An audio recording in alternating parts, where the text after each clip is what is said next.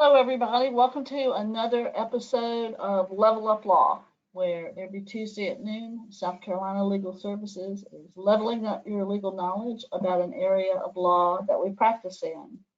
I'm Susan Engel, Senior Staff Attorney and Consumer Law Unit Head here at South Carolina Legal Services, and I'm joined in the background. You never can see him, but he's always there. Our producer, Kenneth Elliott from our IT department. And just want to review the topic for today, which is installment loans and why, really just 7 things to know about them and some of the things that we want to warn you about when you're thinking about getting an installment loan. But before we get into that, I do want to remind everybody that this is just general information for the public. It's not legal advice. We're not your attorney just because you're watching this, but if you do need an attorney in this or another subject, we do encourage you to apply for our services. You can do that by telephone or online, and we'll give you all that information at the end of the presentation. Right now, there's a QR code on your screen.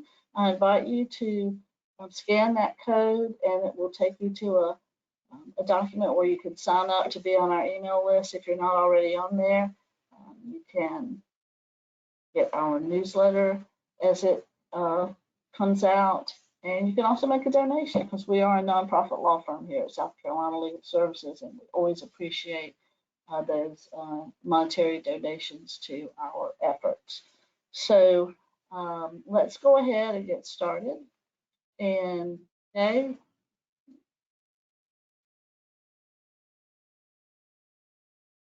we'll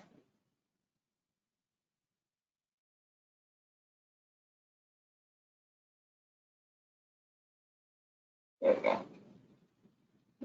Somehow screen sharing was paused there, so let's get back to it.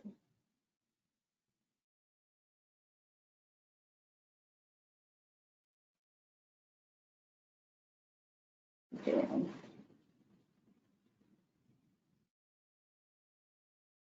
There we go. Producer Kenneth, can you see my screen? That's good. Okay. You never know when some little glitch is going to pop up like it just did on me. So hopefully everybody can see it. We're going to be talking today about, as I said, installment loans. A lot of times people are in just ongoing financial stress, whether they get a really high electric bill or they have a medical bill that their insurance isn't covering and they need money to cover that. And quite often we find that folks will go to a finance company and get an installment loan. That may not be the best answer, and we'll talk about why today. But in the meantime, before we move on into that, I do want to have you note that we have our Connect card over on the side of your screen. This has all of our social media connections. It has our information on how to contact us by telephone and online to apply for our services. We'll share this again at the end, but just wanted to give you an idea of what we've got there. Okay. All right, so let's get started. Introduction to installment loans and 7 reasons why they may not be the best answer for your financial situation.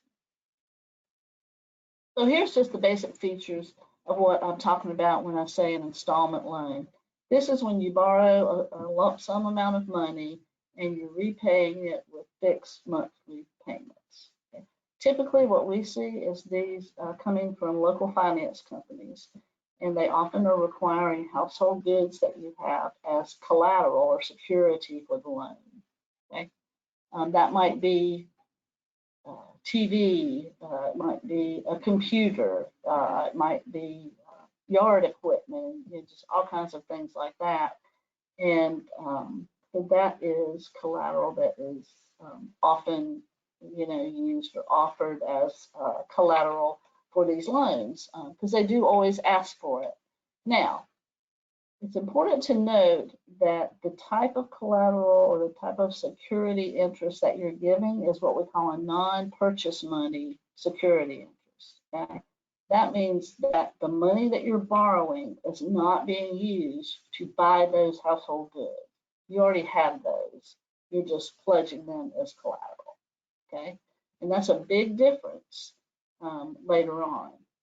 That's two different things. And with a non-purchase money security interest, for example, if your situation gets to the point where you file bankruptcy, that security interest can be avoided, which turns the debt into an unsecured debt where there's no collateral. You keep your household items, and the loan or the debt is treated just like any unsecured debt, whether it be a credit card or a medical debt or something like that. So those are just the general features that we usually see for our clients who are getting installment loans from finance companies. Okay, here's some things that are unfair to borrowers, and we'll be talking more about this throughout the presentation because there's been a recent case filed up here in Greenville in federal court by the Consumer Financial Protection Bureau that really outlines a lot of the problems with these kinds of loans. But first of all is the financial strain. When you get a loan like this, you're often already in financial straits. And what often happens with these loans, if you can't make the high payment because the interest is so high, then you get behind, and the companies will often offer for you to refinance the loan. When you refinance the loan, you're starting all over, paying all the fees, paying more interest on the same money that you already borrowed, and it can really make that financial strain worse. Another thing that we see as far as the unfairness of these loans is deceptive practices by the lenders. And that's what this lawsuit that I'll mention later on is really all about, is those deceptive practices. There's costs that are hidden. You don't really realize what's what's happening with the costs that are added to the loan and what that really means. And then you just have limited options, especially when you get behind. Payments are so high, and then they become higher if you refinance the loan because you get behind. They're always good about letting you refinance, but then sometimes you just get further and further behind. And it's a cycle of debt that can be really hard to get out of. So we want to make sure that folks know about the dangers and what they should really be watching out for if they feel like they just have to get one of these kind of loans. Okay. Here are some additional negative impact on borrowers when it comes to these, and it really is in some ways a repetition of what we just said, but the credit score can be affected if they are reporting to credit, which they often do. If you're refinancing over and over again, that's going to negatively impact the credit score. To show that you're behind, and if you're refinancing because you're behind and you do that multiple times, that's going to, be a negative a trade line on your credit report. Again, you might face a much longer repayment period than you thought to begin with because of the refinancing. And then what happens is you, in the beginning, thought this is the interest that I'm going to pay on this loan, but you don't think about the impact on how much interest you're paying if you're continually refinancing. You can double that interest real quickly. And then just again, that vicious cycle of high costs can really affect you with your financial stress that you're already having, and it can just be made worse. So we want to try to avoid that. Okay. Now, I do want to talk about installment loan churning, and that's this constant refinancing. And this case that was just recently filed here in Greenville in the federal court talks about that repeated refinancing as being loan churning, which I think is a great term for it. And that just means repeatedly refinancing a loan where the lender is generating fees, but not really providing a significant benefit to the borrower.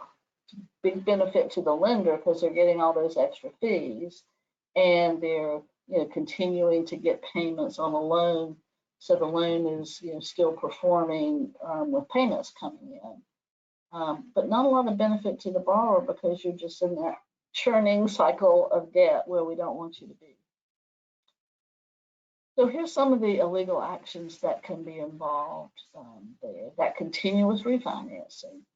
Lenders that do installment loans are often encouraging borrowers to refinance the loan frequently. And again, often no meaningful change to the terms. Sometimes they might even increase the interest rate and you don't even realize it because you're just glad that they're, letting you refinance because you're behind and you don't want to get behind in your payments because that's a whole nother set of collection horrors. Hidden fees. Lots of excessive and even undisclosed fees, really in the very first loan, but also with that refinancing because you're just maybe not paying attention. You're just so thankful that they're letting you refinance and getting you out of that past due status with your loan. The third thing that it can be an illegal action is forcing you as a borrower to get these insurance products that really increase the loan amount, and you're paying interest, remember, on that entire amount. And it may not be necessary. So, you want to think about that and get those insurance products explained to you if you are going to get the loan. And make sure that if it's a required insurance, which really none of it should be required. Now, I will say in installment loans, one of the insurance products that they often charge for is a product that will insure against the property that you use as collateral being destroyed or lost. But that's an insurance there that we often say, but there's so many other kinds, most of which you really don't need. And that one insurance product that I just mentioned, that's one that really just benefits the lender. Okay, CFPB versus Heights Finance. Now, CFPB stands for the Consumer Financial Protection Bureau. And that is a regulatory agency with the federal government, and they enforce consumer protection laws. And so we often see enforcement lawsuits by the CFPB when they're seeing a lot of, bad acts by a particular creditor.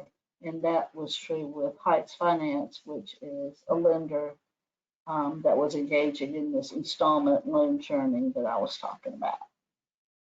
That was, I think, just filed last week here in the district court. So let's look at what they're alleging there. Okay, they're saying, obviously, just in general, predatory lending and deceptive practices. And those are the very things that I've just been talking about. It's the kind of thing that they were doing. So this lawsuit is an enforcement lawsuit.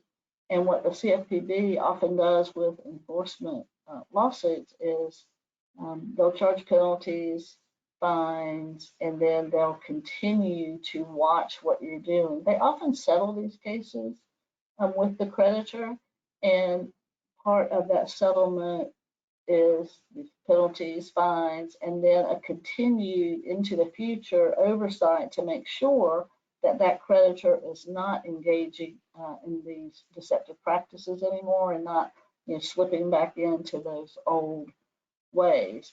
And quite often there's included in the money that the creditor ends up agreeing to pay can often go to borrowers who were deceived by the company, and you can get some money back for what was done to you.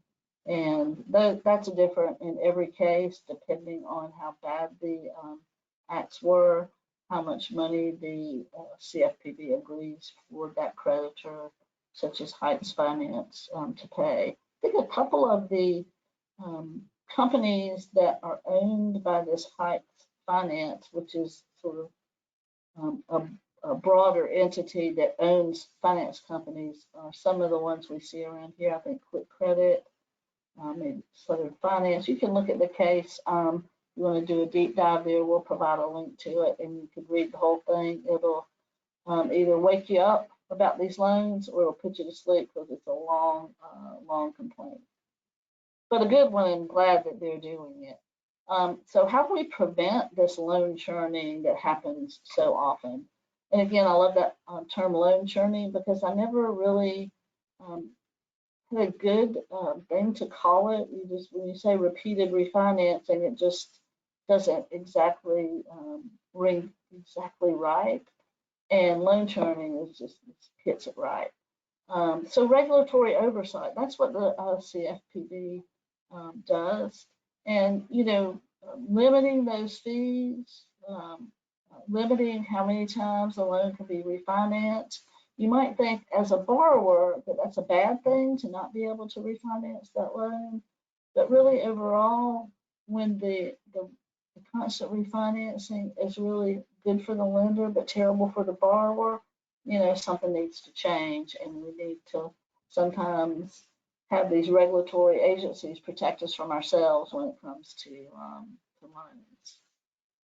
We want to be transparent, just make the information clear, and disclose it properly to the borrower. That often doesn't happen, and we'll kind of on that again in a minute. A lot of costs, you want to make sure you know what the terms are, what the potential impact is going to be on you financially. And sometimes when we're desperate, like we want to get that loan to pay that really high electric bill that just came so our electricity doesn't get cut off, we're in a hurry, we're not really taking the time to read what we're signing, and that's so important to do. And I think we all tend to avoid reading those long documents, and nowadays they have it on the computer, and you don't even necessarily see it on a hard piece of paper. And quite often too, they'll offer to we'll just email you the papers. I wouldn't walk out of a finance company without paper copies of what I just signed with my signature on it. It's another little thing that can often happen is they give you the papers before you sign, and then when there's some deception going on, they might be adding or changing something, after you sign it that you don't even realize. So we want them to be transparent. And then obviously the best way to prevent things like this is education, educating borrowers, like I'm doing here for you today on Level Up Law. So I want to talk just a little bit about collection of installment loans, because usually when there's those household goods are pledged as collateral for the loan, which they often require, the way that they try to collect from you if you get behind and you don't agree to refinance is what we call claim and delivery.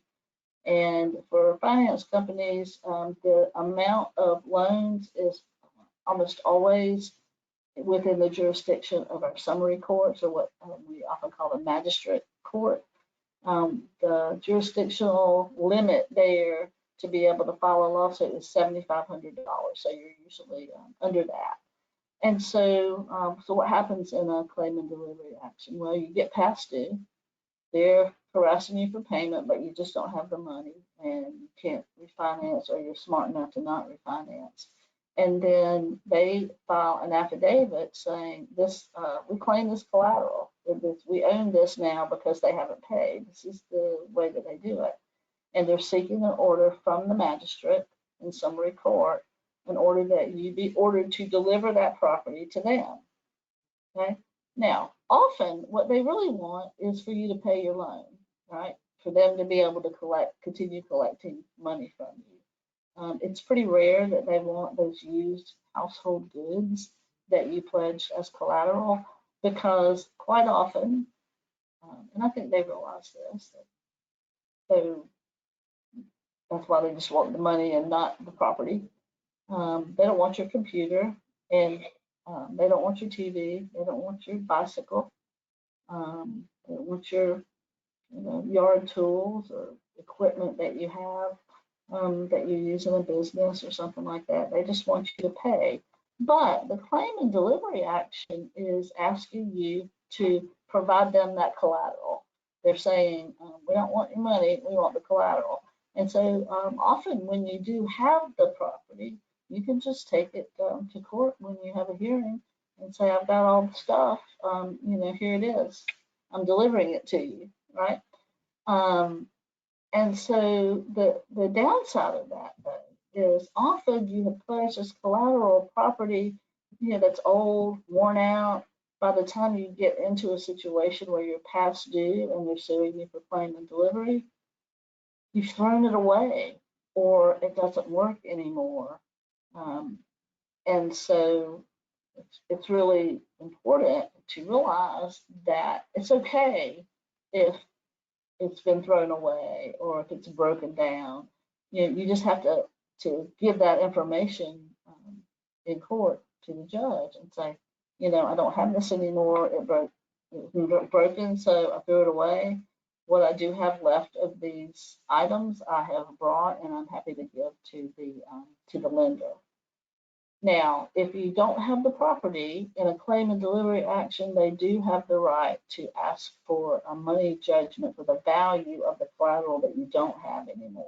Okay, but that's going to be a very low value, if any value at all.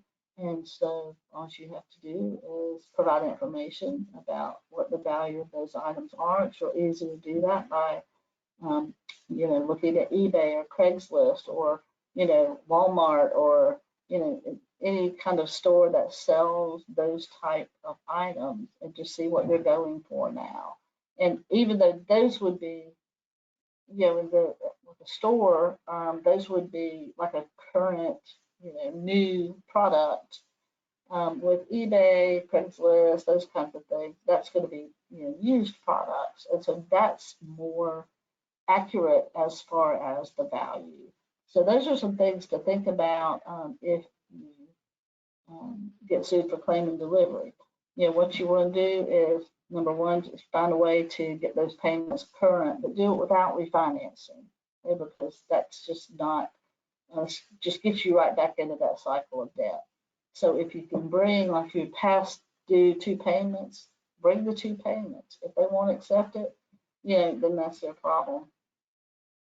And then again, as I just mentioned, you can give the household goods to that lender right there at the hearing. We have an online classroom about claim and delivery actions, and it goes through pretty extensively how those cases work.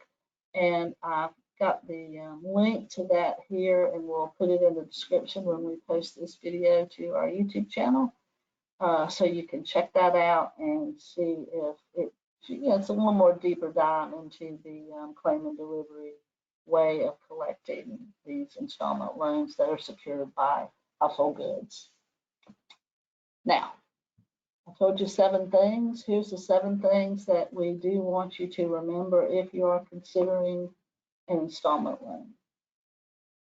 Number 1, you want to remember to be truthful with the information that you provide. And also make sure that they're being truthful when they put that information into the documents, okay?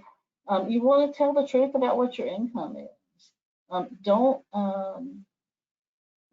say something when they ask you an application question that's not true. Often, we find that these lenders may try to kind of lead you into providing information that's not exactly right. Or, as I mentioned earlier, after you've actually signed the documents, they make a change or they add something in. Lots of times they're just putting it all into the computer and you don't even see what they're putting in there. I recently had a client who discovered, I went to court with her, and we discovered that the lender had put into their computer that she had rental income. That means she's like a landlord and is renting to someone, whether it be a house, an apartment, a room, or anything like that. Well, she doesn't own any property and she's renting to no one. She's living with a family member. And so that was completely not true. And it was information that she had not provided. So that's an example of something that can happen if you're not looking closely at the documentation after you provide the truthful information. Okay, so read before you sign. You always want to do that when signing the contract. And if you can, get somebody to look at that contract for you, especially a lawyer if you can do it that way. Beware of income fudging. That's just what I call it when they're fudging your income, okay? Or maybe they're encouraging you to fudge your income. They say, well, your wages or your social security check or whatever your income comes from, they say, oh, that's not quite enough income for us to give you this loan. Is there any other income that you have? And then they'll suggest things like rental income or income from a home business or income from someone who lives with you. And so they'll suggest things to you and somehow, convince you that you have that kind of income, or just somehow you're allowed to provide that information as being true, or they just do it themselves and act like you said it was true. So you want to be really careful about that. If they ask if you have other kinds of income and you don't, you need to say no to all of that. Income fudging is a problem we really see a lot. Okay. On household goods, if you're pledging those as collateral, don't pledge as collateral something that you don't have. Okay.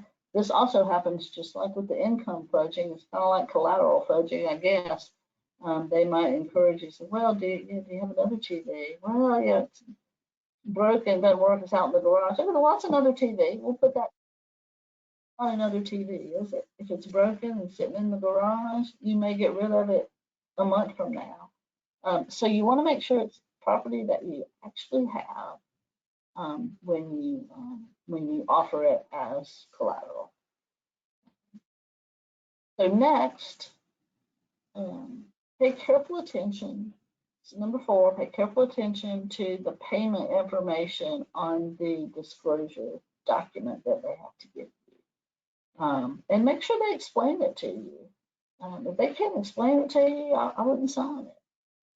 And they often say, oh, that's just the interest, or oh, that's just a fee, it's required, don't worry about it. And they just go ahead and just sign right here. And they'll fly through it if they explain it at all. You have the right to have all those documents explained to you. You have the right to take time to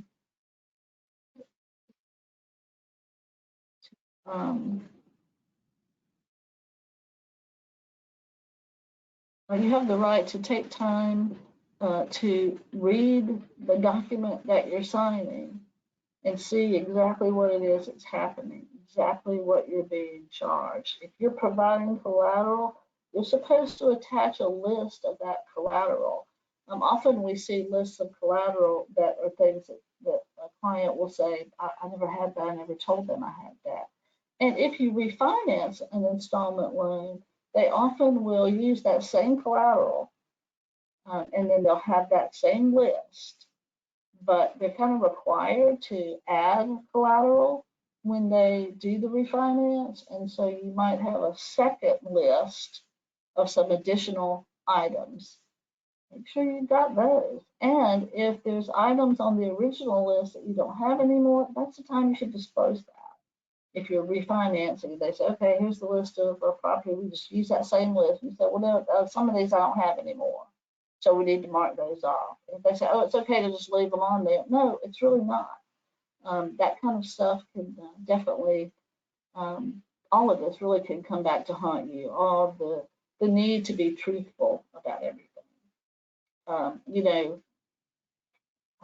give you an example of how incorrect information on these documents can come back to haunt you. One, they can come back in a way that perhaps you are, filing bankruptcy.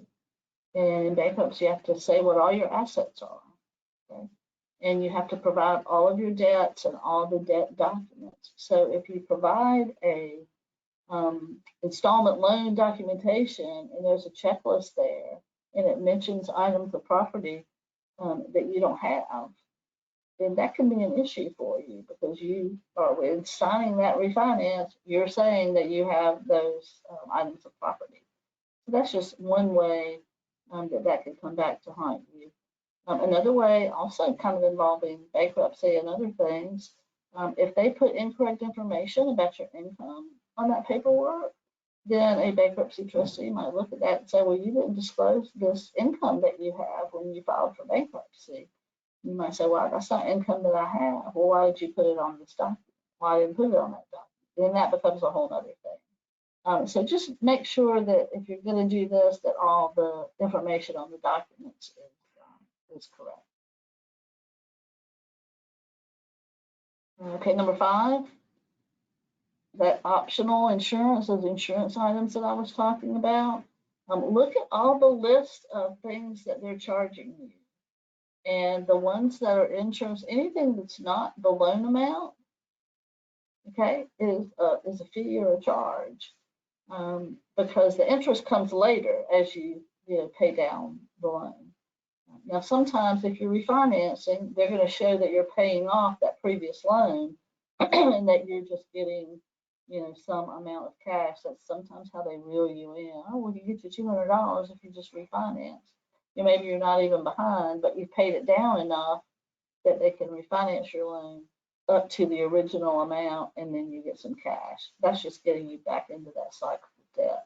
So look at the various things that are being charged that add up to the total amount of the loan, and check especially on just charges and insurance products that they are trying to sell you that aren't required and are optional. And you need to make sure that the optional insurance, you know what it is and whether or not you really need it. For example, they might have you get credit life insurance. Well, credit life insurance will pay that debt if you die, right? Well, if you already have just regular life insurance, that life insurance can pay that debt when you die. So you might be paying for an extra insurance item that you really don't need. Number 6 is really kind of the same thing with that. Keep an eye out for those hidden fees. Make sure things add up and that they are actually putting fee on a line that is actually what that fee is. For example, if it's a filing fee, sometimes when you put up collateral for a loan, the lender will file something called a UCC financing statement. And there's like a charge of, I don't know what it is now, probably about $6 is what it used to be. And they might charge you for that. Well, you want to see that financing statement that they're going to file, right? Show me the financing statement you're going to file. And they might say, oh, you don't usually see that. We just do that later. So, well, I'd like to see what I'm paying for, right? So there can be hidden fees like that. So just beware and make sure that you know what it is you're paying for on each of those items, even if it's $10. You want to know what it is because that adds up, and you're paying interest on it. Find out if you can just pay that $10 right now and not add it into what you're paying interest on. Number 7 is the big one. Just avoid the loan churning. That's really the most important thing I can tell you about getting an installment loan from a finance company. Really try to avoid refinancing. I recently was doing a presentation about this type of information, and I was so pleased when one of the audience members said that they were almost finished paying an installment loan. They only had like 2 or 3 more payments, something like that. And they had not refinanced and they were going to pay it off and, understood and had decided, I'm not going to get another one. I'm not going to refinance. I'm not going to let them talk me into getting another loan. I need to get this $250 a month payment off of my budget. So definitely avoid that refinancing and the loan churning, which they often are pushing you to do. And that's what happened in the CFPB versus Heights finance case. They were really, as a business model, trying to encourage customers to refinance over and over and over again so that they could keep getting these fees. Not only the high interest rates that they charge, some of them charge anywhere from 79% to 139%. Sometimes it's way higher than that. That's a lot of money, and it adds up to a really big payment. And, try to find some other ways maybe to come up with the money when your electric bill is higher than what you have money to pay it with. All right. And really just in conclusion, that churning stuff, it really does exploit you as a borrower. Don't get talked into it. Don't get back in that cycle of debt. Just as a rule, we want to have stricter regulations that protects our consumers, and hopefully with that's something that the CFPB can do. And also the Federal Trade Commission has a hand in making those kind of regulations. The main thing that we can do here at Legal Services is represent you in a case if you get to that point where you are in a claim and delivery action, or they're just suing you for the money that you owe, which is a different kind of action, just a summons and complaint, just for a money judgment. We also have a classroom there on learnthelaw.org about that kind of a collection action. So you can find all that information there. I do encourage you to go there and check it out if you get into this situation. But also we can, represent people in those kinds of cases if they come up, because usually we can find some of those deceptive practices have been exercised against our clients. And then the other thing that is always important for us as lawyers here at South Carolina Legal Services, and that's just to give you this kind of knowledge to educate our potential clients, the general public, about what's going on when it comes to installment loans and how that's negatively impacting our clients.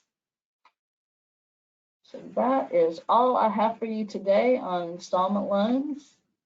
Are there any questions? Let me see if we have any.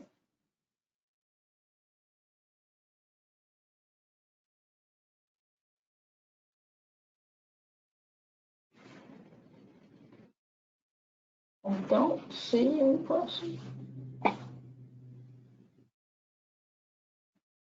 Yeah, Kenneth, if you see any questions, just let me know.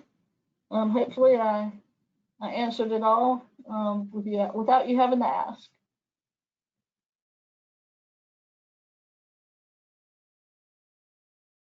Okay, so wrapping up, scan this QR code if you have an idea for an episode of Level Up Law.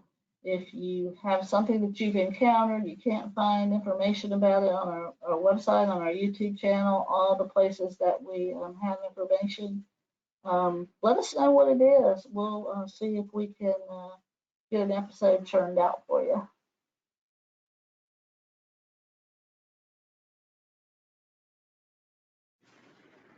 And there we go.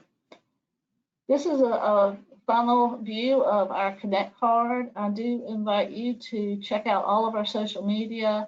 You can find links to information. We're constantly linking to resources that we have, resources that others have that can be helpful to you. And so encourage you to go and check those out and subscribe. We will post this video from today. Kenneth will on our YouTube channel. So encourage you to go check that out.